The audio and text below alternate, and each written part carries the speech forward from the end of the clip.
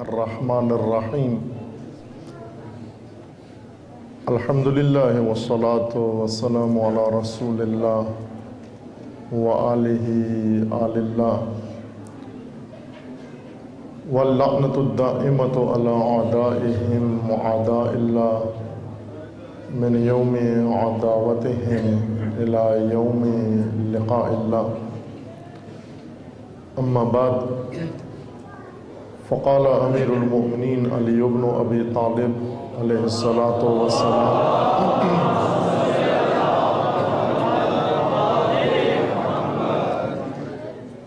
الایمان علی اربع دعائم علی الصبر والیقین والعدل والجہاد والصبر منها علی اربع شعب علی الشوق والشفق والزہد والترقب. فمن اشتاق إلى الجنة سلا عن الشهوات ومن أشفق من النار اجتنب المحرمات ومن زاهد في الدنيا استهان بالمصيبات ومن ارتقب الموت سارع إلى الخيرات. درود پڑھیے محمد و آل محمد.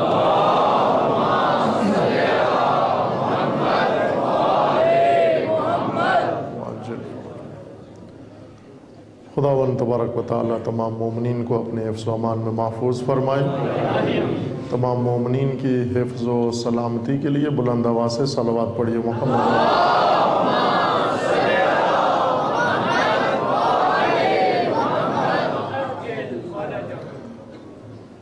امیر المومنین علیہ الصلاۃ والسلام کا قول نورانی نہج البلاغہ کے تیسرے حصہ سے حکمت نمبر 30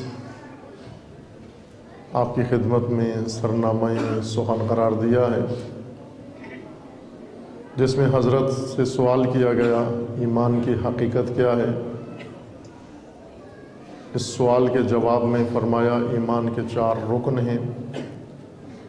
پہلا رکن صبر ہے، دوسرا یقین ہے، تیسرا عدل ہے، چوتھا جہاد.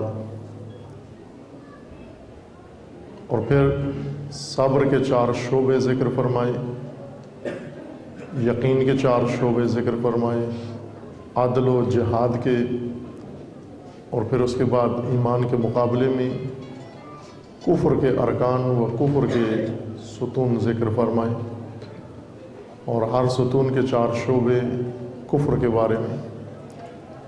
ایک مفصل حکمت ہے، ایک خطبے کی حد تک، جسے جناب سید رضی نے نہج البلاغہ کے تیسرے حصے میں ذکر کیا ہے و درج کیا ہے. پہلا حصہ خطبات کا ہے، دوسرا حصہ مکتوبات کا ہے، و تیسرا حصہ مختصر کلمات یا مختصر حکمتوں کا ہے. ان خطبات اور حکمتوں کے معنی سمجھنے کے لیے ایک شرط ہے، اور وہ حضور ہے، حضور دل، حضور ذہن و حضور فہم. امیر المومنین کو یہ حسرت تھی جن ایام میں یہ خطبات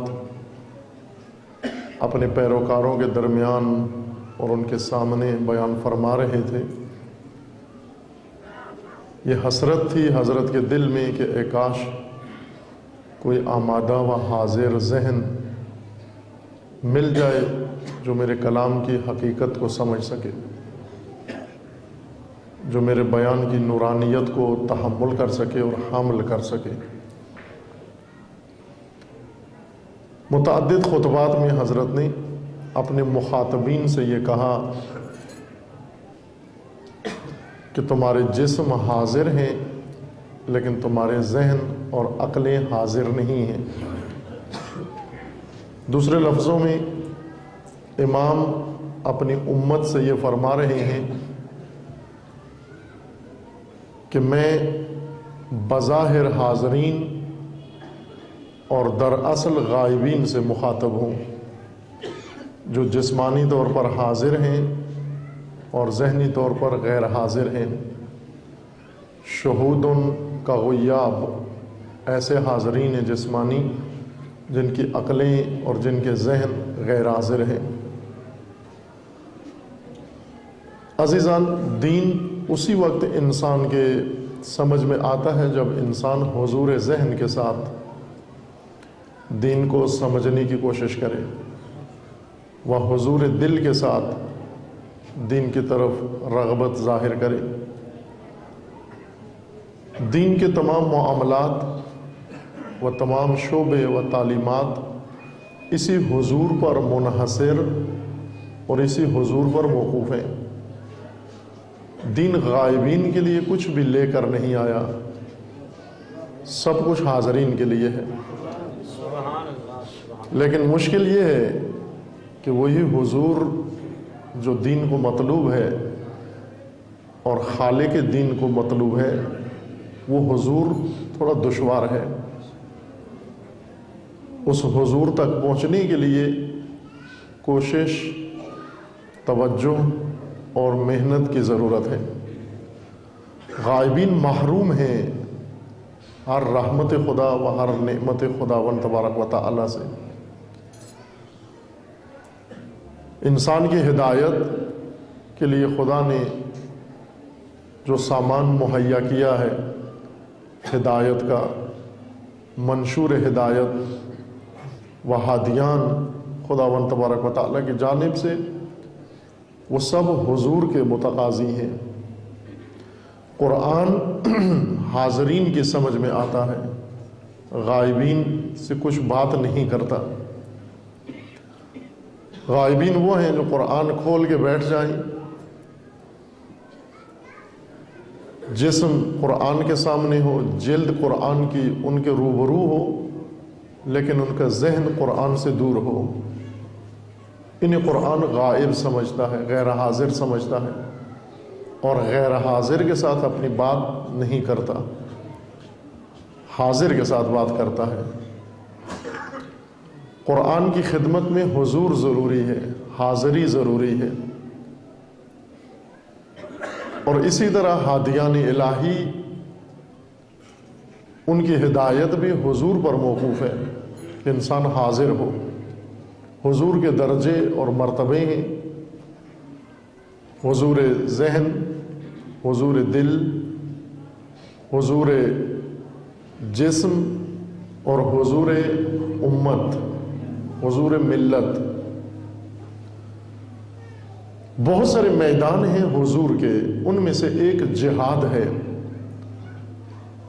امیر المومنین جہاں حاضر ہے خود، وہاں پر سپاہ امیر المومنین حاضر نظر نہیں آتی۔ میدان جہاد خالی ہے امت سے، امت غیر حاضر ہے۔ اس لیے اپنے پیروکاروں کو اور اپنی سپاہ کو، فوج کو خطاب کر کے فرماتے ہیں کہ مجھے یقین ہے، میں قسم کھاتا ہوں اس پروردگار کی جس کے قبضہ قدرت میں میری جان ہے، ان قریب اہل شام تم سے حکومت و اقتدار چھین لیں گے۔ اس کی وجہ یہ ہے کہ وہ میدان باطل میں حاضر ہیں اور تم میدان حق سے غیر حاضر ہو۔ تمہاری غیر حاضری باعث بنے گی کہ وہ میدان تم سے چھین لیں، اور آخرکار یہی ہوا۔ غیر حاضر حق پرستوں سے حاضر باطل پرستوں نے میدان چھین لیا۔ غلبہ حق و باطل کی جنگ میں نہ حق کو دیا گیا ہے نہ باطل کو، غلبہ حاضر کو دیا گیا ہے۔ اگر باطل حاضر ہو گیا وہ غلبہ پا لے گا، اور اگر پیروان حق موقع پر حاضر ہو گئے وہ غالب آ جائیں گے۔ یوں نہیں ہے کوئی یہ سمجھ بیٹھے کہ ہم حق پر ہیں بس ہر قیمت پر غلبہ ہمارا حق ہے۔ الحق ہونا اور بات ہے اور غلبہ پانا اور بات ہے۔ غلبے کے لیے حضور شرط ہے، غلبے کے لیے حاضر ہونا اس میدان میں جہاں پر امام موجود ہیں وہاں حاضر ہونا شرط ہے۔ آپ توجہ فرمائیں، ہم ایک استثنائی زمانے میں زندگی بسر کر رہے ہیں۔ جس کو زمانہ غیبت امام کہتے ہیں، زمانہ غیبت حجت خدا کہتے ہیں۔ کیوں حجت خدا غائب ہیں؟ خدا کسی امام کو غائب رہنے کے لیے امام نہیں بناتا، حکمت نہیں ہے، امام غائب رہنے کے لیے امام نہیں بنایا جاتا۔ پھر کیوں ایسے ہوا؟ امام بنا دیا، حجت اپنی بھیج دی، لیکن اس کو پھر امت سے دور بھی کر دیا، اس لیے کہ خدا نے امام بنایا امت کے لیے۔ اگر امام حاضر ہو، امت حاضر نہ ہو، وہ امام امتحان میں پڑ جاتا ہے، اس پر مصائب ٹوٹ پڑتے ہیں، وہ تنہا ہو جاتا ہے۔ 11 امام حاضر جن کی امت غیر حاضر ہے، اور ہر ایک اپنے عہد کی مظلومیت گزار کے اس دنیا سے چلے گئے۔ اس لیے خداوند تبارک و تعالیٰ نے 12واں ذخیرہ محفوظ کر لیا ہے اس وقت تک کے لیے جب تک امت حاضر نہیں ہو جاتی۔ اس وقت امام حاضر بھی امت کے اندر حاضر ہو جائیں گے، ظاہر ہو جائیں گے۔ امام نے ظاہر ہونا ہے، امت نے حاضر ہونا ہے۔ امام امت کے لیے ہوتا ہے عزیزان۔ یہ عزیز ہمارے جوان ایک نعرہ لگاتے ہیں، اور بعض اہل علم ہمیشہ چونکہ اہل علم ہیں علمی دقتیں کرتے ہیں اور علمی دقائق تلاش کرتے ہیں، اور علمی دقائق میں بسا اوقات کھو جاتے ہیں اور واضحات بھی سمجھ میں نہیں آتی۔ بعض چیزیں عوام کو سمجھ میں آ جاتی ہیں، اہل علم کو سمجھ میں نہیں آتی۔ ہوتا ہے کبھی کبھی ایسے بھی۔ جوانوں کا ایک تربیتی ورکشاپ تھا، اس میں ایک جوان جو یوں کہ تازہ مسلمان جوان، وہ جوان جو جوانی کی عمر میں غفلت کی زندگی گزار رہا ہوتا ہے، بائی برتھ بایولوجیکل مسلمان ہوتا ہے، چونکہ ماں باپ مسلمان تھے لہٰذا یہ بھی مسلمان ہے، یہ بایولوجیکل مسلمان ہے۔ یہ بایولوجیکل مسلمان کچھ عرصہ ہوا تھا آئیڈیالوجیکل مسلمان بنا تھا، تھوڑا سا عرصہ ہوا، شاید کہیں 1 سال بھی نہیں گزرا تھا۔ یہ ایک اہل علم کے ساتھ آئے، یہ جوان، وہ بزرگ اہل علم آئے اور انہوں نے آ کر کہا کہ یہ جوان ہیں اور ان کے ولایت فقی کے بارے میں کچھ شبہات ہیں، تو آپ ان کے شبہات سنیں اور ان کا جواب دیں۔ وہ جوان فوراً بولا کہ آغا صاحب میرا کوئی شبہ نہیں ہے، میرے لیے کلیئر ہے، آپ کے شبہات ہیں، آپ اپنے شبہات دور کر لیں، میرے لیے کوئی شبہ موجود نہیں ہے، مجھے بات سمجھ میں آ گئی ہے، مجھے معلوم ہو گیا ہے کہ اللہ کا بنایا ہوا نظام ہے ہی ولایت ہے، وہ خود بھی ولی بن کر اللہ ہے، اس کا رسول بھی ولی ہے، اور رسول کا جانشین بھی ولی ہے، اور امام معصوم کا جانشین بھی ولی ہے۔ کہا مجھے تو ولایت سمجھ میں آ گئی ہے، آپ کے شبہات ہیں، آپ اپنے شبہات برطرف کر لیں۔ ہو جاتا ہے بعض اوقات عوام کو بات سمجھ میں آ جاتی ہے لیکن اہل علم کو سمجھ میں نہیں آتی، چونکہ وہ پیچیدگیوں میں پڑ جاتے ہیں اور پیچیدہ راستوں سے جانا چاہتے ہیں اور پیچیدہ گلیوں میں بعض اوقات کھو جاتے ہیں۔ لیکن اہل علم دقیق ہوتے ہیں، مطالعہ کر کے تسلی کر کے تصدیق کرتے ہیں۔ عوام خوب جب ان کو حق نظر آ جائے پیچیدگیوں میں پڑے بغیر اس پہ ایمان لے آتے ہیں۔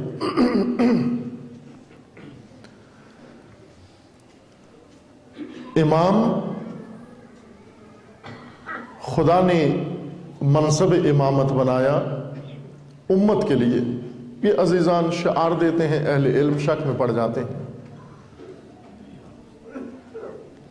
جوانان عزیز، یہ کوئی مکتبی شعار، شعار پر بھی ایک گفتگو ہوئی ہے، شاید آپ نے سنی ہوگی، شعار حسینی، کربلا میں سید الشہداء علیہ السلام کے جو شعار تھے، اگر ہم ہوتے تو یقیناً پابندی لگا دیتے امام پر بھی کہ آپ شعار نہ دیں، شعار مناسب نہیں ہے، لیکن چونکہ ہم نہیں تھے، امام علیہ السلام نے وہ شعار ہماری غیر موجودگی میں لگا دیے۔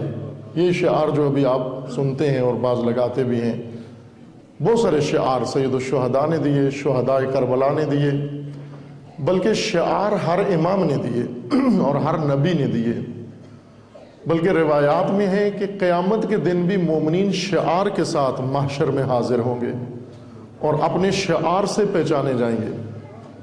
مکتبی شعار، احساساتی نعرے نہ، کچھ نعرے احساسات کی وجہ سے ابھرتے ہیں، انسان کے زبان پر جاری ہوتے ہیں، اور کچھ نعرہ مکتب سکھاتا ہے، آئیڈیالوجی سکھاتی ہے۔ یہ شعار اور نعرہ مکتب کا ترجمان ہوتا ہے۔ سید الشہداء علیہ السلام نے اپنا تمام مکتب ان شعار کے اندر خلاصہ کر کے بیان کر دیا۔ ہیہات من نزلہ ایک تلخیص ہے تمام حسینیت کی، انی لا اری الموت الا سعادتا والحیات مع الظالمین الا برما، یہ مکتب حسینیت کی تلخیص ہے، خلاصہ ہے، ایک جملے میں ساری حسینیت آ گئی ہے۔ اور اس طرح وہ مختلف جملات جو امام علیہ السلام نے بیان فرمائی۔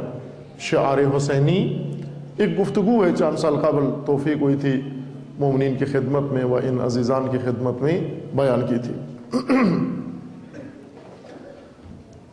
ایک شعار یہ ہمارے عزیزان یہ لگاتے ہیں، ہم امت کس کی،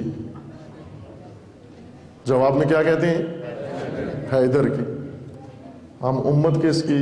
حیدر کی۔ ہم امت کس کی؟ راہبر کی۔ خوب، یہ عوام ہے، ان کو سمجھ آ جاتی ہے بھئی حیدر امام ہیں اور امت امام کے لیے ہوتی ہے، امام امت کے لیے ہوتا ہے، رشتہ ہی ان دو میں ہے، امامت اور امت کا۔ جس طرح زوج اور زوجہ، کبھی بھی آپ کی زبان پر زوجہ آئے بعد میں ساس نہیں آتا ذہن میں، کبھی بھی کسی نے کہا ہے کہ زوج اور ساس، زوج اور ساس کا تصور نہیں آتا، بلکہ زوج اور زوجہ کا رشتہ ذہن میں آتا ہے۔ خالق اور مخلوق، عبد اور معبود، یہ رشتے خدا نے قائم ہی اسی طرح سے کیے ہیں۔ اس طرح اللہ تعالیٰ نے امت کا رشتہ امامت سے جوڑا، امامت کا رشتہ امت سے جوڑا۔ ہم اگر رسول اللہ کی امت ہیں تو رسول ہونے کی وجہ سے نہیں، بلکہ امام ہونے کی وجہ سے رسول اللہ کی امت ہیں۔ رسول کو امت نہیں چاہیے، امام کو امت چاہیے، اور رسول اللہ امام ہیں، اللہ نے امام بنایا، اس لیے رسول اللہ نے آ کر امت بنائی، اور جو امت رسول ہیں در حقیقت امامت رسول اللہ کی امت ہیں۔ وہ امت کا رشتہ ہمیشہ امام سے ہوتا ہے۔ جہاں امت ہوگی وہاں امام ہے، جہاں امام ہے وہاں امت ضروری ہے۔ امامت بغیر امت کے قائم نہیں ہوتی، اور امت بغیر امام کے وجود میں نہیں آ سکتی۔ ان کا رشتہ اللہ نے جوڑ دیا ہے۔ اگر امت امت نہ بنے، ریوڑ بن جائے، ریوڑ میں خدا امام نہیں بھیجتا، کوئی ڈکٹیٹر بھیجتا ہے۔ اگر لوگ امت نہ بنے، بے وقوف بن جائیں، تو اس کے اندر خدا امام نہیں بھیجتا، کوئی مداری بھیج دیتا ہے، کوئی دھوکہ باز بھیج دیتا ہے کہ تم جا کر اس ریوڑ کو، ان سادہ لوہوں کو تم چراؤ جا کر۔ اگر عوام انعام کی طرح بن جائے، جس طرح محاورہ ہے ایک، عوام انعام کی طرح ہوتے ہیں۔ انعام جانور، مویشی، عموماً یہ محاورہ استعمال کرتے ہیں۔ جو عوام اپنے آپ کو گرا کر حیوان کی سطح پر لے آئیں، ان کو خدا کبھی امام نہیں دیتا، ان عوام کو جو اپنے آپ کو گرا کر حیوان کی سطح پر لے آ جائیں، بلکہ ان حیوانوں کو چرانے کے لیے، ہنکانے کے لیے اسی طرح کا مناسب کوئی آدمی بھیج دیتا ہے۔ لیکن جو عوام اپنے آپ کو عوامی حد سے اوپر لا کر امت کی حد میں داخل ہو جائیں، خدا نے ان کے لیے امام تیار کر کے رکھا ہوا ہے۔ ہم شیعہ کس کے؟ ہم شیعہ کس کے؟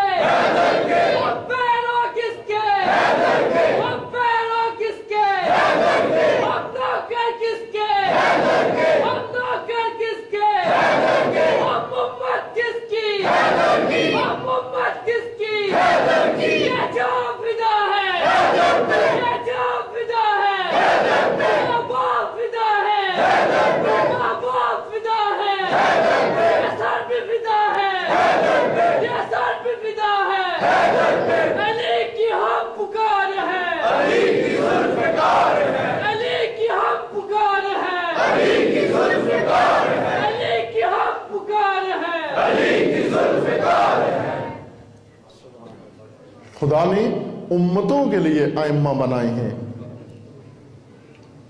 امتوں میں ائمہ آتے ہیں۔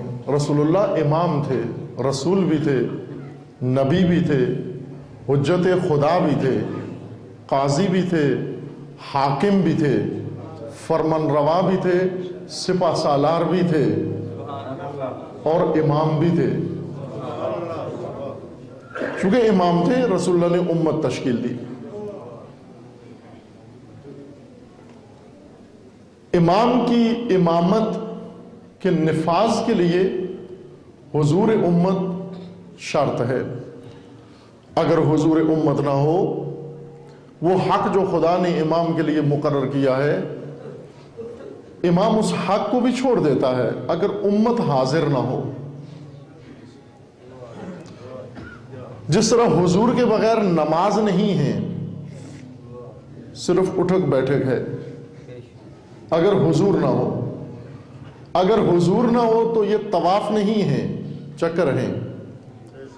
اگر حضور نہ ہو تو روزہ نہیں ہے، فاقہ ہے۔ اگر حضور نہ ہو تو عبادت نہیں ہے، ریاکاری ہے۔ اگر حضور نہ ہو، ہدایت نہیں مل سکتی انسان کو۔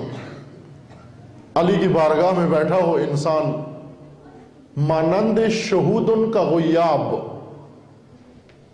ایسے انسانوں کی طرح جو حاضر غائب ہیں، حاضر بھی ہیں اور غائب بھی ہیں۔ اگر حضور نہ ہو، ہدایت امام سے انسان محروم ہو جاتا ہے۔ اور اگر حضور ہو جائے، اگرچہ نام کا حضور ہو، امام اپنی امامت لے کر میدان میں آ جاتا ہے۔ توجہ فرمائیں آپ، رسول اللہ صلی اللہ علیہ وآلہ وسلم کی رحلت کے بعد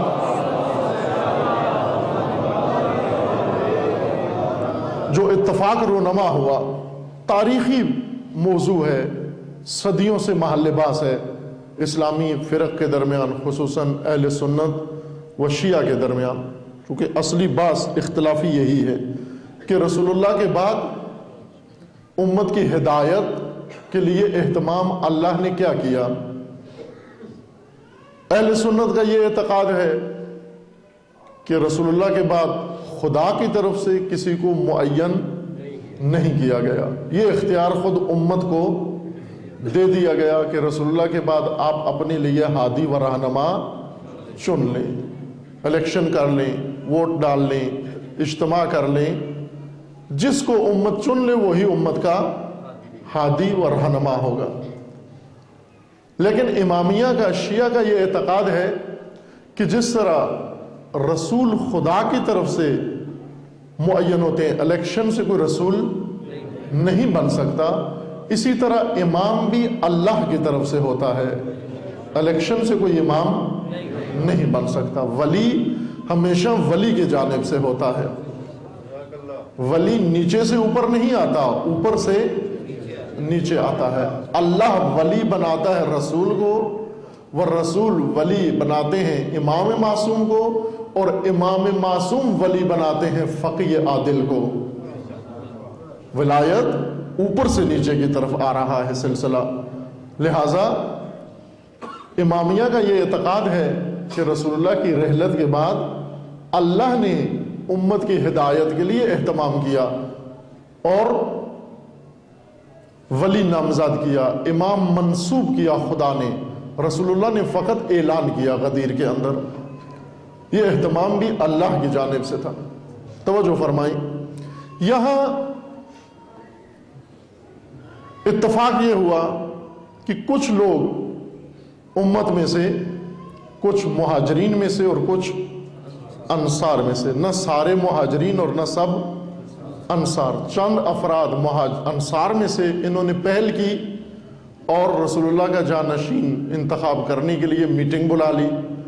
جب ان کی میٹنگ کی اطلاع تاریخ کے مطابق مہاجرین کو ملی تو مہاجرین کے چند نمائندے بھی اس میں شامل ہو گئے، چند انصار اور چند مہاجرین، انہوں نے بیٹھ کر فیصلہ کر لیا کہ رسول اللہ کا جانشین کون ہوگا، اور آ کر اسے لوگوں کے اندر اعلان کر دیا کہ یہ شخصیت ان ارباب حل و عقد نے، ان نمائندوں نے، مہاجر و انصار کے نمائندوں نے اس شخصیت کو چن لیا ہے، اب امت نے اپنا رہنما و اپنا ہادی و اپنا حاکم مان لے، اور امت نے بھی بیعت کر لی۔ اور جس کو خدا نے منتخب کیا تھا، جس کی امامت کا اعلان رسول اللہ نے کیا تھا، جس کی ولایت کا اعلان رسول اللہ نے کیا تھا، اور زیادہ دور نہیں کیا تھا، اپنی رحلت سے 2 مہینہ 10 دن پہلے کیا تھا، یعنی ابھی 3 ماہ بھی نہیں گزرے تھے، اس ہادی اور ولی کی ولایت کا اعلان ہوا تھا 2 مہینہ 10 دن پہلے۔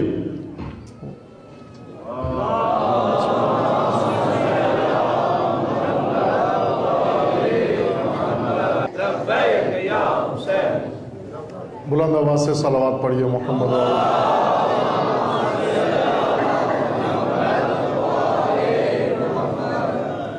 یہاں یہ اتفاق رونما ہوا، اس نشست کا نتیجہ امت کے سامنے پیش کیا گیا، امت نے قبول کر لیا، بیعت کر لی، مان لیا، لوگوں نے خاموشی اختیار کر لی۔ اور جس ہستی کو رسول اللہ نے اللہ کے حکم پر اعلان کیا ان کی امامت و ولایت و حکومت کا، وہ موجود ہیں اسی معاشرے کے اندر، اسی شہر کے اندر، اسی جگہ پر موجود ہیں، اور بہت پرانی بات بھی نہیں، 2 مہینہ 10 دن پہلے کی بات تھی، 2 ماہ بعد اس کا میدان امتحان آ گیا۔ یہاں علماء اسلام کسی بھی مکتب فکر سے تعلق رکھتے ہوں، چونکہ یہ موضوع حساس موضوع ہے مسلمانوں کے اندر، ایک بنیاد ہے، یہاں سے اختلاف اعتقادی یا راہیں الگ ہونا شروع ہوئی۔ زیادہ اہمیت اس موضوع کو دی جاتی ہے۔ توجہ فرمائیں، کیا عرض کر رہا ہوں؟ امامیہ اصرار کرتے ہیں اس ماجرا پر جس میں امیر المومنین کی ولایت و امامت کا اعلان ہوا، حوالہ دیتے ہیں، غدیر کا حوالہ دیتے ہیں، آیات تکمیل دین کا حوالہ دیتے ہیں، رسول اللہ کے فرامین کا حوالہ دیتے ہیں، اللہ کے ارشاد و فرمان کا حوالہ دیتے ہیں۔ دوسری طرف سے اپنے دلائل پیش کیے جاتے ہیں، حوالہ دیا جاتا ہے، اجماع کا حوالہ دیا جاتا ہے، یا اہل حل و عقد ان کے اختیارات کا حوالہ دیا جاتا ہے۔ بہرکیف دونوں طرف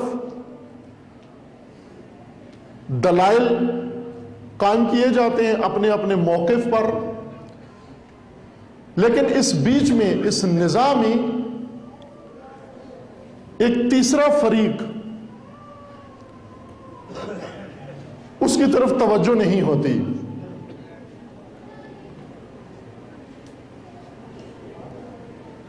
شیعہ امامیہ قرآن کا ذکر کرتے ہیں، آیات الہی کا ذکر کرتے ہیں، رسول اللہ کے فرامین کا ذکر کرتے ہیں، حدیث غدیر پیش کرتے ہیں، مقابل میں اہل حل و عقد کا اجماع اور امت کا اتفاق یا یہ دلائل پیش کیے جاتے ہیں۔ ابھی ہمیں اس بات میں کوئی جانا نہیں، صرف نشاندہی کر رہا ہوں کہ حساس ترین بحث علماء اسلام کے اندر، اسلامی فرقوں کے اندر، وہ یہی بحث ہے، امامت و خلافت ہے، اور بحث صرف انہی 2 باتوں پر ہے۔ ایک فریق دلائل دیتا ہے اس طرف، دوسرا فریق دلائل دیتا ہے اس طرف، لیکن ایک تیسرا فریق بیچ میں، ایک تیسرا شعبہ دونوں طرف سے زیر بحث نہیں آتا۔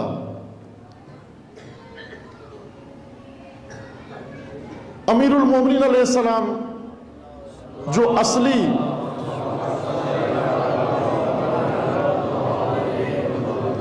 جو جو اصلی دعوے دار اور اصلی فریق و اصلی حقدار ہیں اس باس کے اندر، اس مسئلے کے اندر.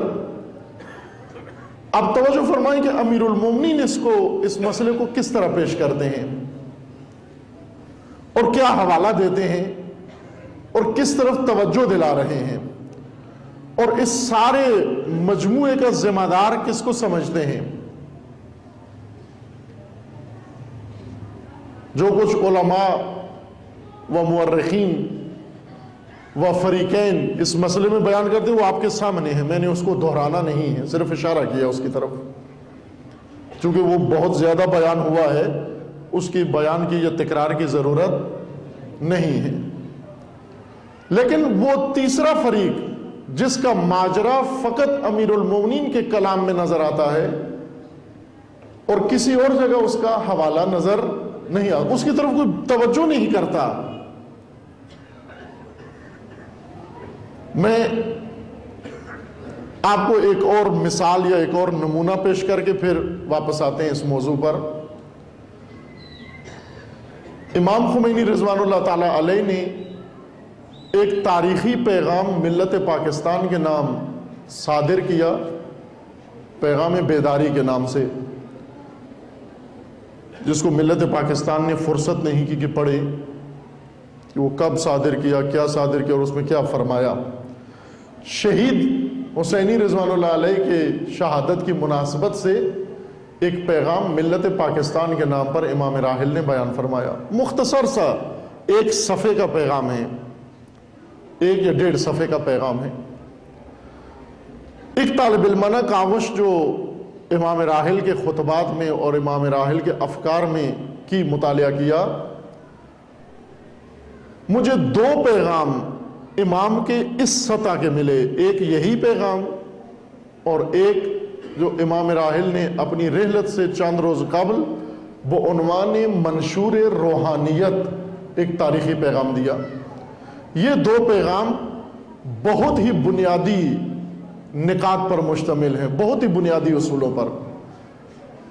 ہر خطبے میں امام ایک بنیادی نقطہ بیان کرتے ہیں اور اس کی وضاحت، لیکن ان 2 پیغامات میں امام راحل نے، امام خمینی نے اپنی فکر اور اپنے مکتب کی تمام بنیادیں ان 2 پیغاموں کے اندر بیان کر دی ہیں.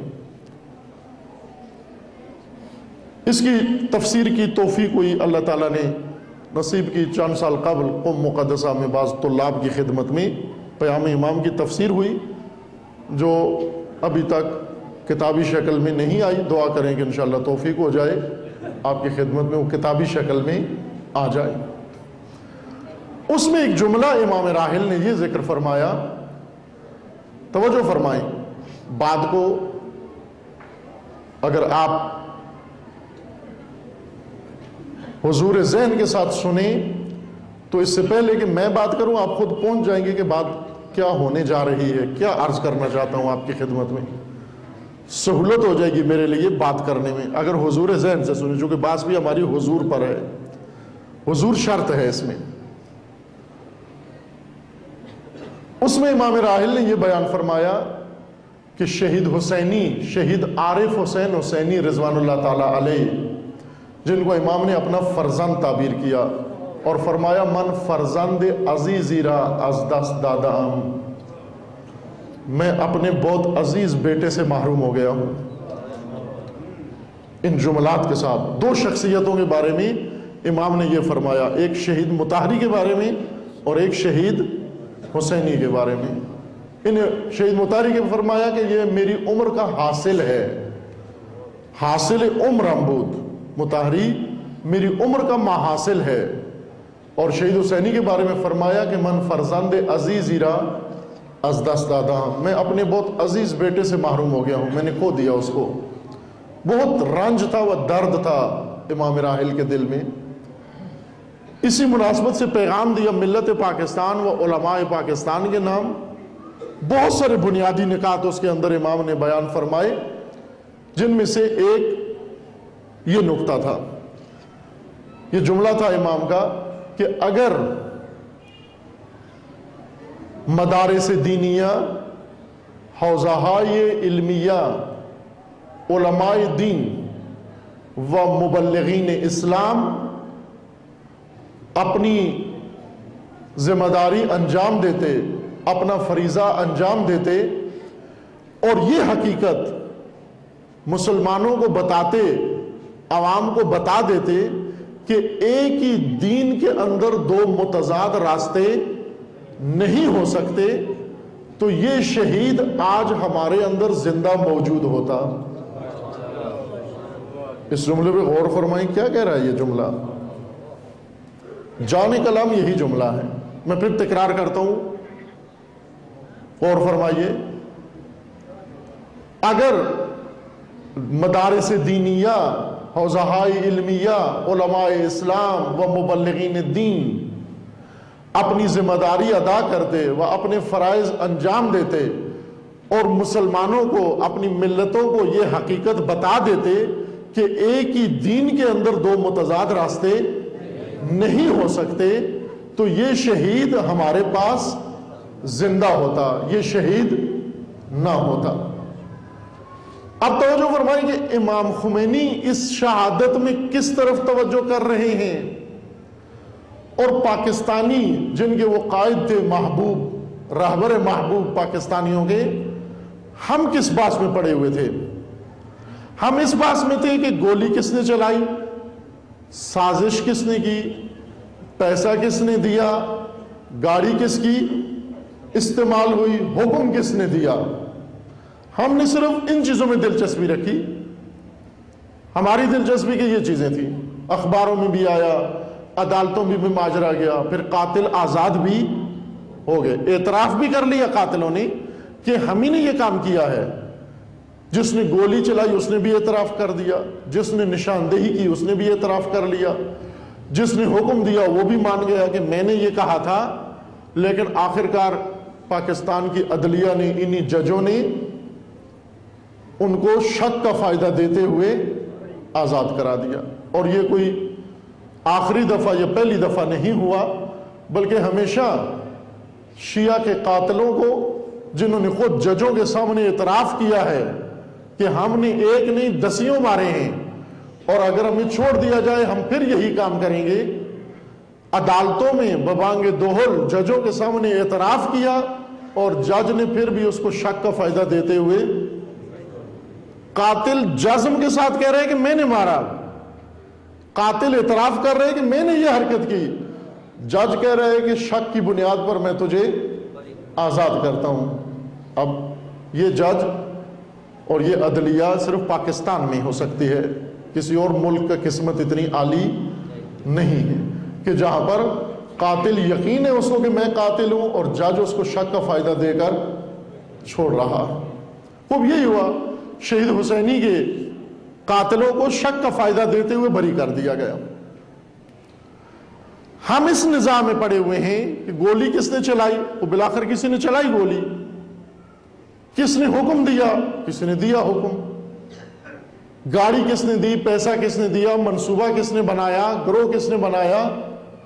ہماری ساری دلچسپیاں ان واقعات کے اندر ہیں، لیکن امام خمینی اپنے پیغام میں اسی شہید بزرگوار و عزیز کی شہادت کی مناسبت سے دیے گئے پیغام میں یہ فرما رہے ہیں کہ یہاں ایک اور فریق ذمہ دار ہے جس کا کوئی نام نہیں لے رہا۔ امام خمینی کو بھی معلوم تھا کہ قاتل کون ہے، کس نے گولی چلائی، کس نے حکم دیا، کس نے منصوبہ بنایا، لیکن امام یہ دیکھ رہے ہیں کہ آخر کس طرح ممکن ہوا کہ ایک ملت کے راہبر کو ایک شخص جا کر ڈٹائی کے ساتھ ان کی رہائشگاہ میں، ان کے مدرسے میں، بند دروازوں کے اندر جا کر گولی مار کے اور بڑے آرام سے اس جگہ سے چلا بھی جاتا ہے۔ خوب ایک راہبر کو اتنی آسانی سے ٹارگٹ کر کے جب ایک قاتل، ایک گروہ محفوظ ہو کر چلا جاتا ہے، ان قاتلوں کو دعوت قتل کس نے دی؟ ان دہشت گردوں کو دہشت گردی کی دعوت کس نے دی؟ یہ میدان کس نے ہموار کیا؟ امام فرما رہے ہیں کہ اس طبقے نے کیا جس کو اس میدان میں حاضر ہونا چاہیے تھا لیکن وہ حاضر نہیں تھا. جس کو حاضر ہونا چاہیے تھا، کہاں حاضر ہونا چاہیے تھا؟ میدان تبلیغ میں، میدان نشر دین میں، میدان بیداری ملت میں، میدان شعور ملت میں. اگر یہ علماء اسلام و یہ مدارس دینیہ اگر اپنی ملت کو بیدار کر چکے ہوتے، اگر ملت کو ہوشیار کر چکے ہوتے، اس کا رہبر تنہائی میں نہ مارا جاتا. بیدار ملتوں کے رہبر اتنے تنہا نہیں ہوتے، اتنے تنہا نہیں ہوتے کہ ایک آدمی آ کر گولی مار کے چلا جائے. بیدار ملتوں کے رہبر ایسے نہیں ہوتے. آپ دیکھیے ابھی سید مقاومت جن کو ختم کرنے کے لیے پوری غربی طاقتیں، غربی انٹیلیجنس، تمام انٹیلیجنس سروسز، مغربی، برطانیہ کی، امریکہ کی، جرمنی کی، فرانس کی، اور سب سے بڑھ کر اسرائیل کی اور بعض عرب ممالک کی خفیہ سروسز، سب نے مل کر ایک جوائنٹ سروس، انٹیلیجنس سروس تشکیل دی ہے جن کا کام فقط سید مقاومت کو ٹارگٹ کرنا ہے. میزائل کے ذریعے، بمبارمنٹ کے ذریعے، کسی بھی طریقے سے کئی دفعہ منصوبہ بنا چکے، لیکن جب بھی منصوبہ بنایا ناکام گیا. بعض اوقات لبنان کی حکومت بھی اس منصوبے میں شامل ہوتی ہے. فؤاد سنیورہ سابقہ وزیر اعظم باقاعدہ اس منصوبے کا حصہ تھا. سابقہ لبنانی وزیر دفاع سید مقاومت کو ٹیرور کرنے کی سازش کا باقاعدہ حصہ تھا. اس کی نشاندہی، وزیر دفاع کی نشاندہی پر اسرائیلی طیارے بمبار کمٹ کرتے تھے بلڈنگوں کو، اس گمان کے ساتھ کہ ان بلڈنگوں کے اندر سید مقاومت موجود ہیں. تمام دنیا کی سروسز ایک سعودی شہزادے نے، بندر نے، نام ہی اس کا بندر ہے، بندر بن سلطان، اس نے کئی ملین ڈالر کا اعلان کیا ہے. یعنی دے رکھے ہیں، نہ کہ اعلان کیا ہے کہ دوں گا، دے رکھے ہیں ان سروسز کو کہ صرف ان کا کام یہ ہے کہ سید مقاومت کو ٹارگٹ کریں. نہیں کر سکے. کیوں نہیں کر سکے؟ اس کی وجہ یہ ہے کہ سید مقاومت راہبر ہے، لیکن ایک بیدار اور حاضر ملت کا راہبر ہے.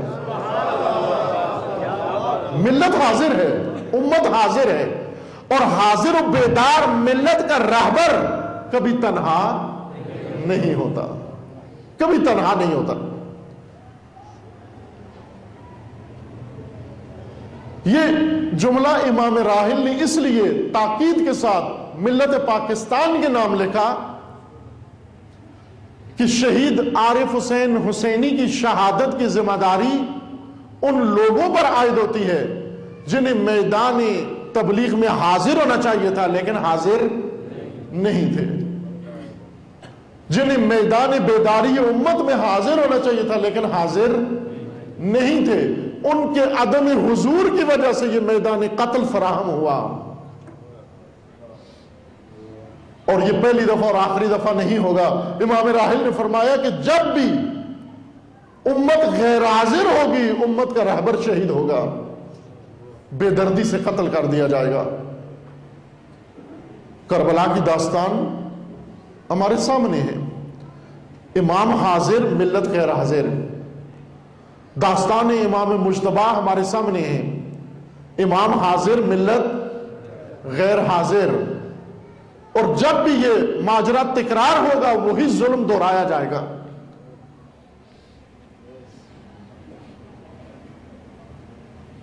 اور اس سے پہلے کہ امام راحل ملت پاکستان کے نام اپنے پیغام میں یہ حقیقت درج فرمائیں، نہج البلاغہ میں امیر المومنین نے اس معروف نزاع میں جس میں آج فریقین صرف اس بحث میں الجھے ہوئے ہیں کہ میٹنگ کرنے والے کون تھے، اس میں شریک کون تھے، اور غدیر میں کون تھے، دو باتیں ہیں. ایک جلسہ غدیر میں ہوا، ایک جلسہ سقیفہ میں ہوا، اور ساری بات اس کے اوپر ہے، غدیر میں کون تھا کون نہیں تھا، اور سقیفہ میں کون تھا کون نہیں تھا۔ لیکن خود علی علیہ السلام کیا فرماتے ہیں؟ علی علیہ السلام اس بات میں نہیں جاتے کہ غدیر میں کون تھا کون نہیں تھا، سقیفہ میں کون تھا کون نہیں تھا، یہ بات امیر المومنین نے نہیں کی، بلکہ امیر المومنین نے کیا بات کی کہ جب رسول اللہ کی آنکھ بند ہوئی اس وقت میرے ہمراہ کون تھا اور کون نہیں تھا، میرے ساتھ کون تھا اور کون نہیں تھا، اس وقت امام تھا اور امت نہیں تھی۔ فرمایا میں نے بہت دور تک دیکھا، میں ڈھونڈتا رہا کہ شاید کوئی میدان کے اندر حاضر ہو، کہیں دور کسی گوشے میں، کسی کونے میں، کسی گھر میں، کسی ویرانے میں، کسی نخلستان میں، کسی گوشے میں کوئی حاضر ہو۔ اگر ایک بھی حاضر مجھے نظر آ جاتا میں اپنے حق کے لیے قیام کرتا، لیکن امام فرماتے ہیں مجھے دور دور تک کوئی حاضر نظر نہیں آیا، مجھے کوئی حاضر نظر نہیں آیا۔ اور یہی علی 25 سال تک اسی حالت میں رہے، تنہا۔ علی حاضر ہے، امت حاضر غائب ہے۔ 25 سال بعد خلیفہ سوم کے قتل کے بعد اب امت آتی ہے علی کی طرف، رجوع کرتی ہے علی کی طرف۔ امیر المومنین نے خلیفہ دوم کی بنائی ہوئی شورا میں جب امیر المومنین کو پیشکش کی گئی کہ ہم آپ کو خلیفہ بناتے ہیں ان شرائط کے ساتھ، اگر یہ شرائط آپ مان لیں آپ خلیفہ مسلمین ہیں، امیر المومنین نے خلافت آئی ہوئی، خلافت قدموں میں آئی ہوئی لوٹا دی واپس، مجھے یہ خلافت نہیں چاہیے۔ علی بھی حاضر، حکومت بھی حاضر، خلافت بھی حاضر، لیکن علی نے خلافت قبول نہیں کی، حکومت قبول نہیں کی۔ کیوں قبول نہیں کی؟ اس لیے کہ علی اور خلافت کے درمیان ایک تیسرا فریق غیر حاضر تھا، ایک تیسرا فریق جو حاضر ہونا چاہیے تھا وہ موجود نہیں تھا، اور وہ امت تھی، امت وہاں حاضر نہیں تھی۔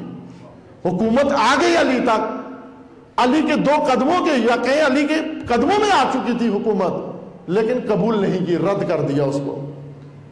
لیکن جب خلیفہ سوم قتل ہوئے ان کے بعد امت آئی علی کے در پر، اب امت آئی علی کے در پر، حکومت نہیں آئی، امت آئی علی کے در پر، اور اس طرح سے آئی، اتنا بھیڑ اور رش ہوا کہ امیر المومنین فرماتے ہیں میں ڈر گیا، مجھے یہ خدشہ لاحق ہو گیا کہ کہیں حسن و حسین پاؤں تلے کچلے نہ جائیں، اتنا بھیڑ تھی وہاں پر۔